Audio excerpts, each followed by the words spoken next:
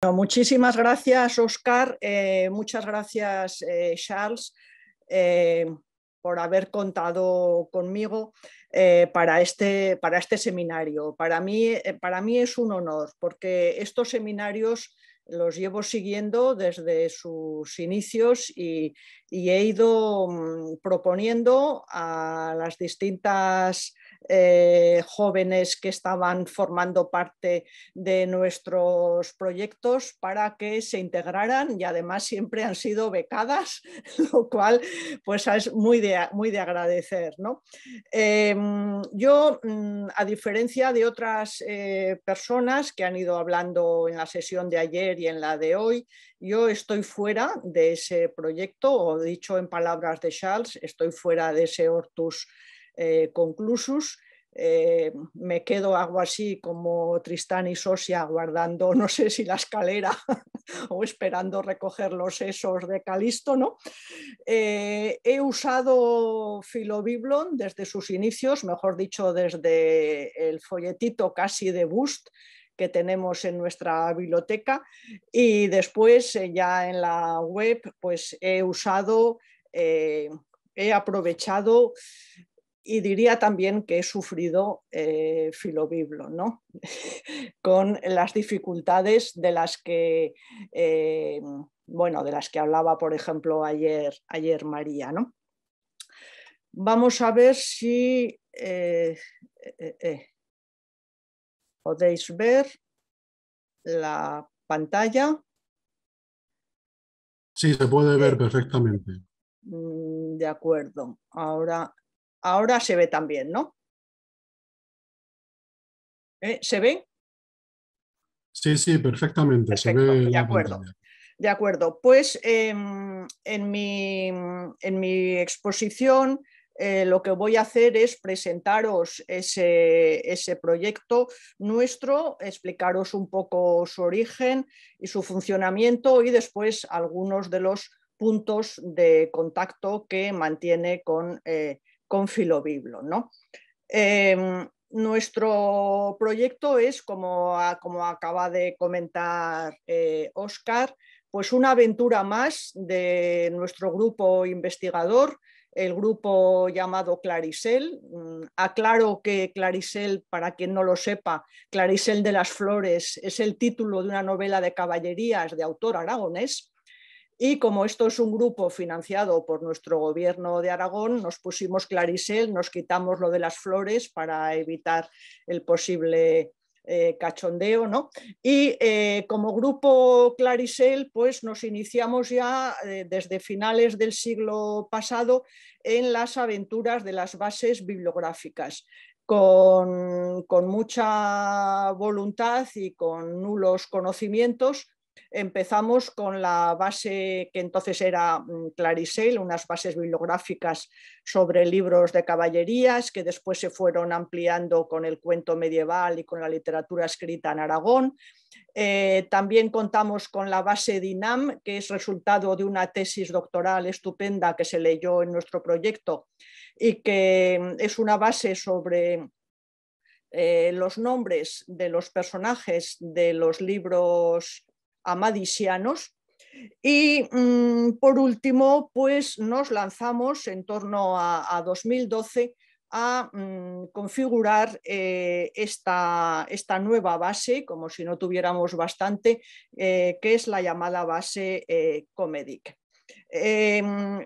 Nuestra idea para esta nueva base era partir de una serie de principios que, resumidos, son los siguientes, ¿no? Nuestra idea era estudiar la difusión, la evolución, la transformación y la recepción de la literatura medieval en los siglos de oro, pero a través de las prensas. ¿Cómo podía ser que unas obras saltaran esa barrera de la imprenta, como sucede con la poesía, con la prosa didáctica, con la prosa de ficción o la histórica, y otras no la superaran, como es el caso de los cantares de gesta o es el caso de las obras del Mester de Clerecía, ¿no? Queríamos ver también la importancia que tenían los impresores a la hora de remozar estas viejas creaciones. cómo ellos pues, iban cambiando los textos medievales para ir ajustándolos a lo que llamaríamos unos nuevos horizontes de recepción, ¿no? A base de pues, insertar paratextos, prólogos, epílogos, poemas, grabados, etcétera, etcétera, ¿no? Y de esa manera pues, se dirigen a unos nuevos lectores que leen entonces ya las obras de una forma diferente a como pueden haber sido leídas en manuscritos, y las obras pues, se integran en unas nuevas series genéricas, ¿no? Combinando todo esto con las humanidades digitales, pues nuestro proyecto implicaba plasmar los resultados en una base de datos llamada Comedic, que era, bueno, es el acrónimo del Catálogo de Obras Medievales Impresas en Castellano. Pensábamos, y lo mantenemos, ¿no?, que acotando nuestro corpus nos íbamos a encontrar con un corpus, diríamos, reducido, y que nos iba a posibilitar cerrar este catálogo con una cierta brevedad, porque nuestro corpus solamente acoge las obras escritas o traducidas al castellano antes de 1500 y aquellas que por su difusión han saltado a la imprenta. Y dentro de la imprenta nos ponemos como límite los impresos anteriores a 1600. De esa manera, nuestro catálogo se abre con el Sacramental de Clemente Sánchez, ¿no?, y se cerraría con el romancero general, ¿no? Porque no establecemos, como tampoco lo hace Filobiblo, ni como es inviable al estudiar literatura medieval, pues unas distinciones entre lo que es literatura y lo que no lo es, porque si ya nos hubiéramos planteado eso, estaríamos todavía entre nosotros riñendo, ¿no? Es decir, que entran todas las obras, salvo aquellas de los que podemos llamar la literatura gris, ¿no? Y todos los impresos en castellano, con independencia de dónde hayan sido publicados, ¿no?, bien en las prensas italianas o en Amberes, etcétera, etcétera. Pero nos limitamos al castellano, con lo cual también dejamos fuera pues, la rica producción, por ejemplo, en catalán, ¿no? Como digo, con esa limitación es como abordamos este catálogo, que optamos por este emblema, vamos a decir, modificado de la ortografía de Juan Dicías, ¿no? Pero el siguiente paso que nos planteábamos era, bueno, vamos a ver si alguien ha hecho algo parecido, porque necesitamos modelos de todo, o sea, modelos desde para configurar las fichas hasta modelos, vamos a decir, informáticos, y allí nos centramos en una serie de modelos. Empezamos por los modelos que voy a decir internacionales, que eso sí que realmente no están a nuestro alcance. En esos modelos internacionales, pues el primero de ellos era Philobiblon, que aunque no abordaba casi cuando lo empezamos a mirar, pues los textos impresos o muy pocos de ellos, ¿no?, pues era la base en la cual nos podíamos centrar. Con una fiabilidad, por ser un poco, vamos a decir, políticamente correctos, muy diferente, ¿no?, a la de Philobiblon, pues está el catálogo de Le Justice de la Universidad de St. Andrews, ¿no? Pero cualquiera de estos dos modelos previos pues jugaban en otra liga. O sea, estos estaban en primera división y nosotros es que vamos, no hemos llegado nunca ni a un partido de pueblo, ¿no? Entonces, realmente el mirar y el escribirnos con diríamos, con los responsables de estas bases, pues no dejaba de ser un poco frustrante, ¿no? Por lo tanto, nos orientamos hacia unos proyectos nacionales que se guiaban por unos principios y por una financiación más similar a la nuestra, tenían también un número de investigadores más análogo, ¿no? ¿Cómo pueden ser estos que pongo en pantalla? No me voy a detener en pasar a sus páginas, pero que si entre los oyentes alguno no lo conoce, pues pueden ser también herramientas muy útiles. El proyecto Boscan se parece, diríamos, en su concepción a lo nuestro, porque habla de la recepción, diríamos, en España de las obras italianas, y muchas de ellas, evidentemente, son impresos y coinciden a veces con nuestras fichas, ¿no? Está realizado por la Universidad de Barcelona. Cicle y Cicpor, que lo coordina Antonio Moreno en la UNED, pues trabajan sobre los incunables latinos, ¿no? Es un corpus también más limitado, pero son en las dos unas bases muy interesantes. Y ya cerrada está la tipobibliografía valenciana de los siglos XV y XVI, que también coincide con nuestros intereses, que sobre todo se ha ocupado de su dirección José Luis Canet, al cual pues le debemos muchas cosas, ¿no? Bueno, conectamos con los organizadores responsables de estas bases y más o menos con esto pues casi nos pasamos en nuestro primer proyecto de investigación, que son 3 años, porque entre discutir entre nosotros, pensar cómo lo íbamos a hacer, buscar el modelo de ficha, encontrar un informático, entendernos con el informático, que él entendiera lo que queríamos y que nosotros entendiéramos lo que el informático decía, porque está claro que hablan una lengua completamente distinta y no hay intérpretes ni diccionarios que sirvan, ¿no? Pues con eso, pues prácticamente los 3 años, ¿no?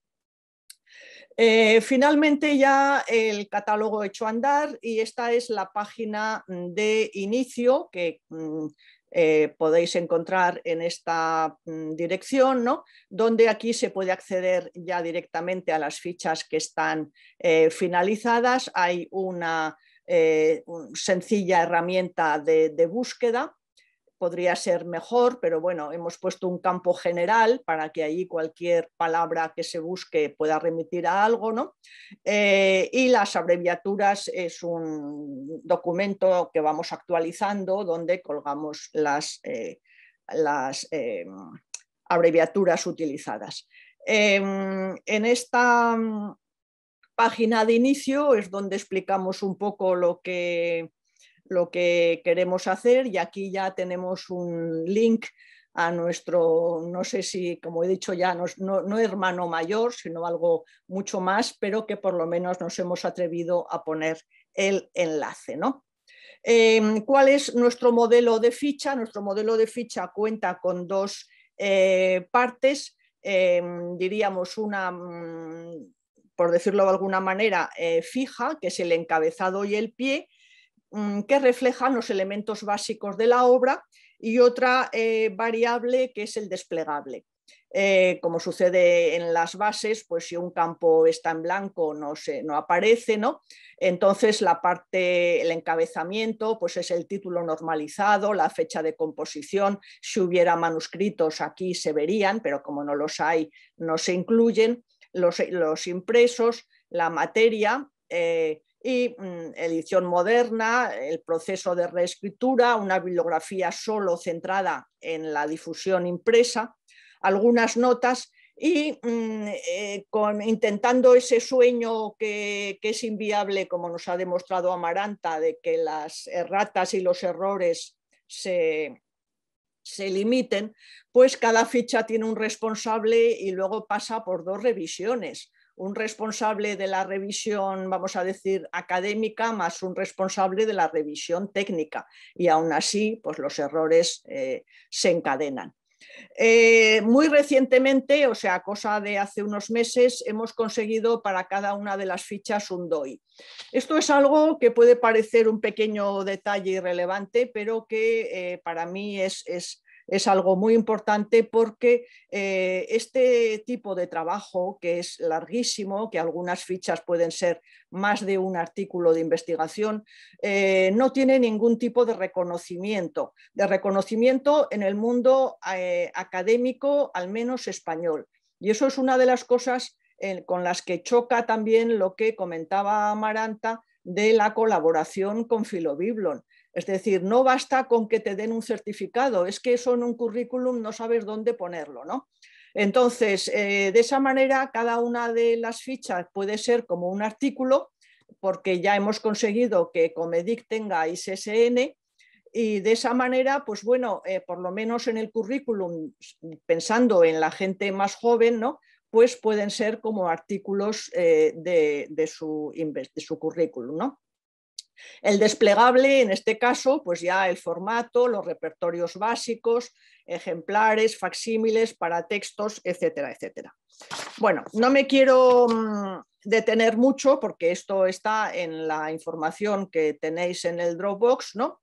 Esto simplemente es algo que no se ve porque esto es la cocina de Comedic, para que veáis cuántas fichas tenemos por hacer. No he conseguido que este desplegable avance más allá de la ficha 40 y tantos, pero tenemos 200 y pico. Con lo cual, por mucho que queríamos limitar el corpus, pues el corpus indica que hay muchísimas obras que han pasado de la tradición medieval a la tradición impresa, ¿no?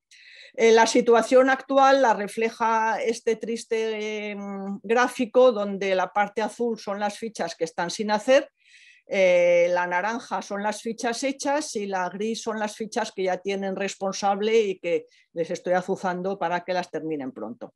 O sea que todavía nos falta mucho por hacer. Bueno, algunos resultados para que veáis que todo no es pesimismo, pues realmente hemos encontrado cosas, yo creo que relevantes. Ya al principio tuve el honor de localizar un incunable de los 7 sabios de Roma en la biblioteca, bueno, en la biblioteca en aquel momento no, en posesión de un particular, de un coleccionista particular en Edimburgo, pero que la biblioteca de Edimburgo hacía de intermediaria, ¿no? Y hallazgos, diríamos, de impresos del siglo XVI, pues muchos. Quiero citar este último que ha encontrado Nuria Aranda, porque ha hecho un artículo que lo podéis encontrar en Janus, donde lo describe muy bien, ¿no? Y bueno, pues van apareciendo ediciones desconocidas, ¿no? No porque los bibliógrafos españoles o no españoles no hayan trabajado bien, sino porque realmente lo que descubrimos es que cuando se llega al mundo de los posincunables, ahí ya sálvese quien pueda. Y cuando entramos en los últimos años del siglo XVI, pues ahí ya los textos están mal descritos, mal localizados, etcétera, etcétera, ¿no? Hemos encontrado, diríamos, muchos testimonios que no estaban localizados. Es curioso un testimonio del incunable de las propiedades de las cosas, que hay muchos, o sea que no es que esto sea para echar las campanas al vuelo, pero es que estaba en la biblioteca de la Universidad de Zaragoza y estaba catalogado como un impreso del siglo XVI.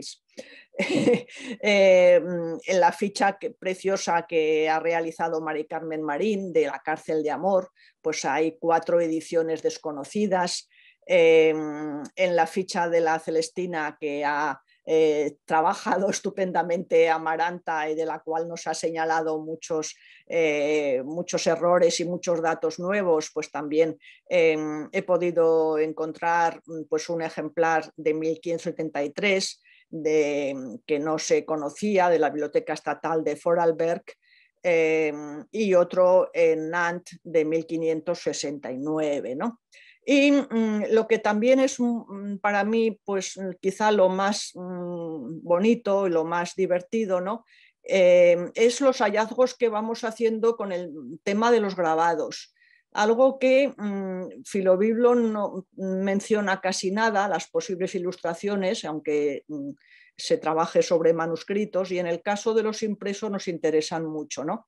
Por ejemplo, esto que lo ha estudiado también Mari Carmen Marín y lo ha publicado en Janus, el impreso de la cárcel de Amor de Zaragoza de 1551 con unos dibujos, perdón, unos grabados que no tienen absolutamente nada que ver con la tradición iconográfica de la cárcel y encima firmados por el monogramista L, que no hemos sabido quién es, ¿no?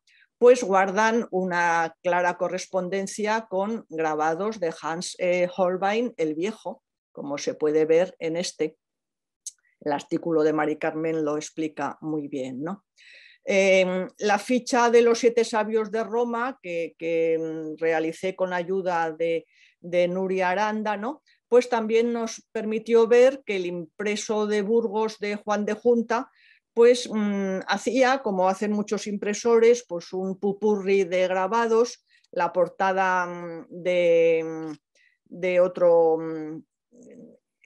texto que no tiene nada que ver, ¿no? Y en el interior, pues grabados del libro del Anticristo o grabados de la Celestina, ¿no? Bueno, todo esto es muy interesante y llevaría muy lejos, que no es mi objetivo. Las diferencias con Philobiblon son inmensas. Primero, nosotros adoptamos desde el principio una perspectiva literaria y las transcripciones que hacemos no son paleográficas. Esto puede ser un error, puede ser discutible, pero fue una decisión tomada por todos y así es como son nuestras transcripciones. La atención nuestra se centra en los impresos, nuestra cronología está claramente cerrada en 1600 y a diferencia de Philobiblon, nosotros inicialmente trabajamos sobre digitalizaciones, las que pedimos a las bibliotecas o las que encontramos ya de las bibliotecas. Nos fiamos también de catálogos solventes, cotejados con las digitalizaciones siempre, y la inspección personal la usamos, hacemos uso de ella, pero no en todas las fichas. Quiero decir que no todas las, en algunos casos lo explicamos, o sea, decimos tenemos dudas porque este ejemplar no ha podido ser consultado, pero nuestro campo fundamental de trabajo son las digitalizaciones, ¿no? ¿Qué pasa con los testimonios manuscritos? Hacemos una relación escueta de ellos. No hacemos una descripción de ellos, como se hace en Philobiblon. Son visibles en la misma ficha junto a los impresos, ¿no? Y van acompañados en algunos casos de nuestros comentarios o de bibliografía. Voy a poner un ejemplo de la ficha correspondiente a las coplas de Vita Christi o Cancionero de Fray Íñigo de Mendoza, que es un impreso de nombres muy variables, ¿no? Y entonces, 2 manuscritos, aquí están, tuvieron como antígrafo, son MN46 y ML1, o sea, no los describimos, mencionamos en qué biblioteca se encuentran, indicamos las referencias bibliográficas para que quien lo desee pueda ampliar la referencia, ¿no? Remitimos al cancionero virtual, que ya nos dijo ayer Fiona que de momento no lo íbamos a poder ver, y por supuesto al artículo de Mercedes donde se explica todo, ¿no? Un punto que nos interesa mucho, los manuscritos que son copia de impresos. Nunca hubiera creído yo que hubiera tantos. Es asombroso porque la paciencia que tenía esa gente para ponerse a copiar a mano obras que ya estaban impresas, ¿no? Por ejemplo, y sigo con la diferencia con Philobiblon, y aquí voy a ser un poco crítica, ya me perdonaréis, ¿no? Por ejemplo, hay un manuscrito que es copia de un impreso de la cárcel de Amor, que está en la Biblioteca Ambrosiana de Milán, Está fechado en 1502, copia la edición toledana de 1500, incluida la continuación de Nicolás Núñez. Esto lo explicó muy bien Mazzocchi en el año 2005, ¿no? Yo no he visto que en Philobiblon esta copia se vincule a la ficha de la cárcel de Amor, pero en cambio sí he visto que se vincula a la continuación de Nicolás Núñez. Es decir, este manuscrito es manuscrito para la cárcel de Amor y para la continuación de Nicolás Núñez, y debería de figurar en los dos apartados, a no ser que yo no haya sido capaz de verlo. Otro manuscrito no incluido en Philobiblon, y aquí también puesto o no he sabido localizarlo. En la ficha del espejo de la vida humana, pues el espejo de la vida humana de Sánchez de Arévalo tiene un manuscrito en la Biblioteca Vaticana que es copia del incunable y que, y aunque va firmado por Francisco de Arce, como acabóse el excelente libro intitulado Espejo, escrito por mí, pues realmente aquí el escrito es como el Pere Abad le escribió, porque el Francisco de Arce es el copista de El Incunable. Y además, esto sí lo he aprendido en Philobiblon, el mismo copista firma ya en 1498 una copia manuscrita de la Crónica de Castilla. Entonces, este manuscrito, que es el de la Biblioteca Vaticana, el 4798, pues creo que debería de incluirse en Philobiblon. Como decía Charles, que estaban pidiendo ayuda a Urbi et Orbi, pues yo he hecho un poquito mi contribución. Bueno, la cronología de Comedic es muy limitada, hasta 1600. La de Philobiblon, yo pensaba, como ha dicho Óscar, que se incluían en Philobiblon los impresos hasta 1520, lo cual era un campo muy acotado y quedaba perfectamente mostrado con el trabajo estupendo de los posincunables de Norton, ¿no? Pero no lo tengo tan claro y he puesto aquí un ejemplo, pero me salían muchos, por ejemplo, del Corbacho.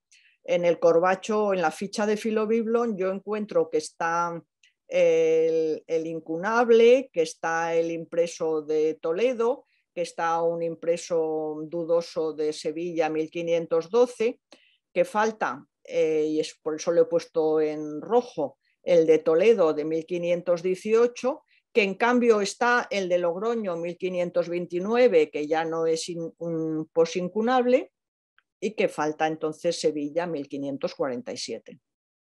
Entonces, esa búsqueda la he hecho con otras fichas, como por ejemplo la cárcel de Amor, y también he visto que había impresos que sobrepasaban el campo de los posincunables y en cambio podían faltar otros, ¿no?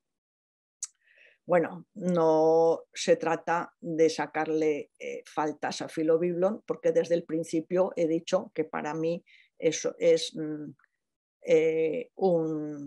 una base que realmente juega en otra división, ¿no? Entonces, también voy a sacarme faltas a mí misma. Y es que nosotros en el campo de los repertorios, nuestra idea es citar los más significativos de los que hemos utilizado y luego en línea pues citar el catálogo colectivo, el que SAMT, bueno, en este caso porque es un incunable, ¿no? El que SAMT Catalog de Wigendrucke, el ISTC, y poner las referencias de Philobiblon. Esta ficha, que es la de los 12 trabajos de Hércules, creo y espero que incluye bien el Texit y el Manit correspondiente a los 12 trabajos de Hércules. Pero si se hace la búsqueda por otras fichas de Philobiblon, ¿qué se verá? En unos casos que no tenemos la referencia a Philobiblon y en otros casos se puede decir que la tenemos mal. ¿Por qué esta ficha creo que está bien? Y ya con esto cierro mi intervención. Pues por una razón, porque esta ficha la ha firmado una integrante de nuestro proyecto, que es Nuria Aranda, que asistió a las sesiones de Filobiblon que se celebraron hace años en Zilengua. Con lo cual, lo que también quiero demostrar es que estas sesiones son útiles, ¿no? Entonces, quienes asistieron, que creo que fueron Daniela Santonochito y Nuria Aranda, y luego ya el año pasado online pues asistió Ana Jiménez, ¿no? Pues cuando hacen ellas las fichas, pues sí que ponen bien las referencias de Filobiblon porque no se olvidan de ello. Cuando las hacemos los demás, los más viejos ya del grupo, ¿no? Pues intentamos ponerlo lo mejor posible y muchas veces lo ponemos mal, ¿no? Con lo cual nosotros también nos equivocamos y para concluir, pues estas sesiones, estos seminarios, pues son muy útiles y tenéis que seguir haciéndolos. Bueno, muchísimas gracias por vuestra paciencia.